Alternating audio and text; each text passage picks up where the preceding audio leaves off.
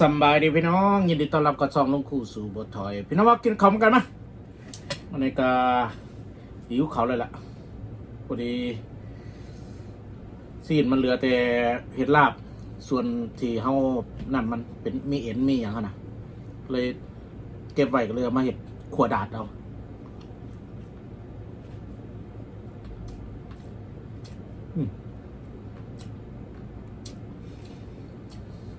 ขวดาดแบบบ้านเฮา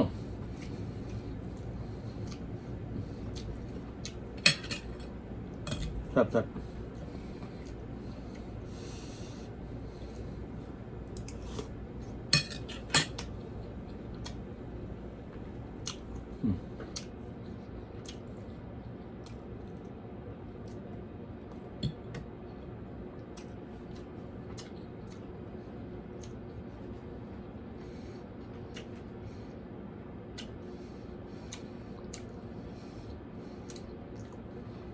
หอ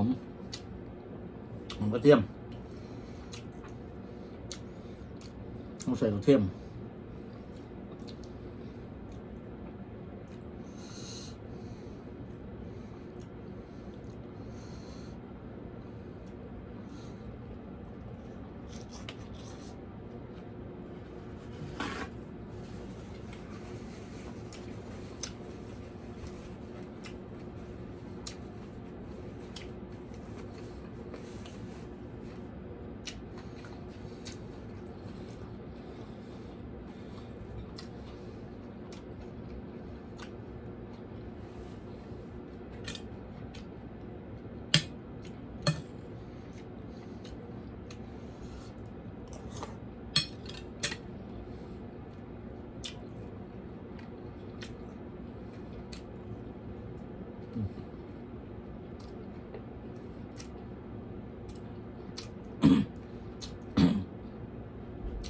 ชิ้นติดเอ็น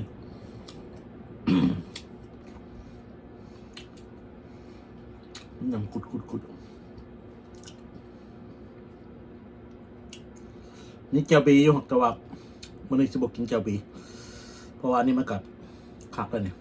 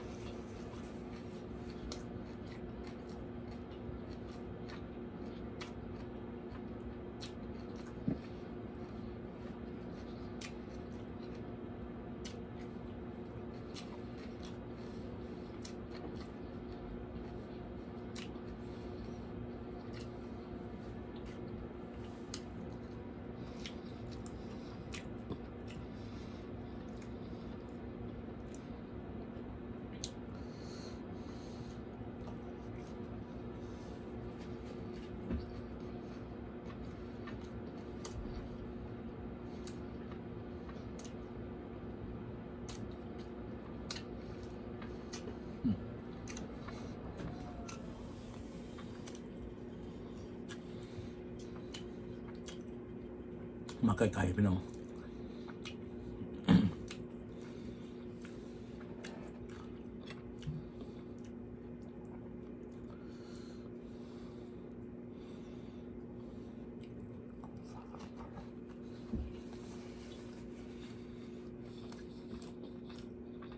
อืม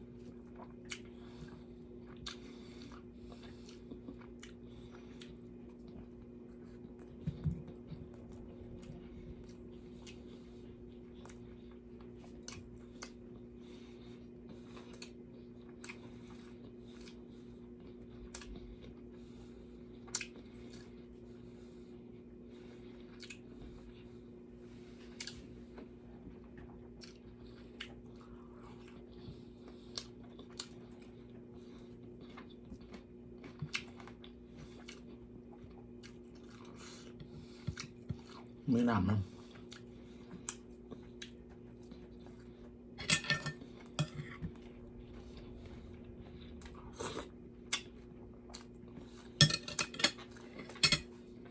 น้ำมันจะหวาน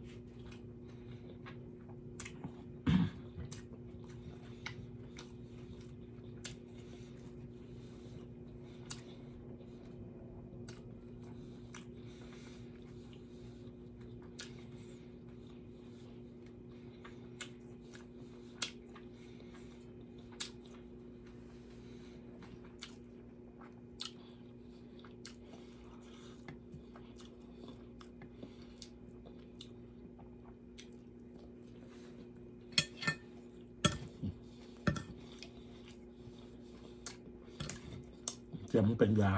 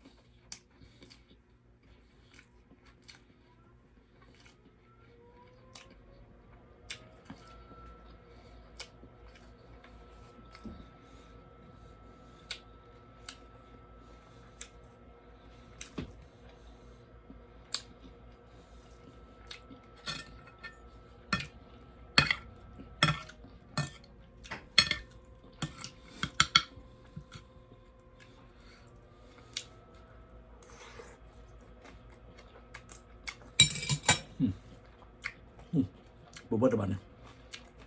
อิ่มละ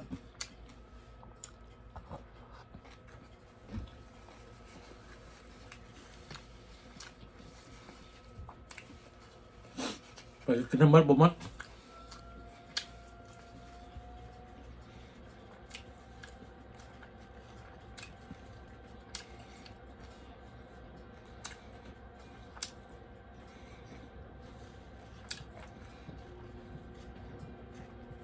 เอาตอนนี้แล้วกันพี่น้องเคยเจอกันไหมบ๊ายบาย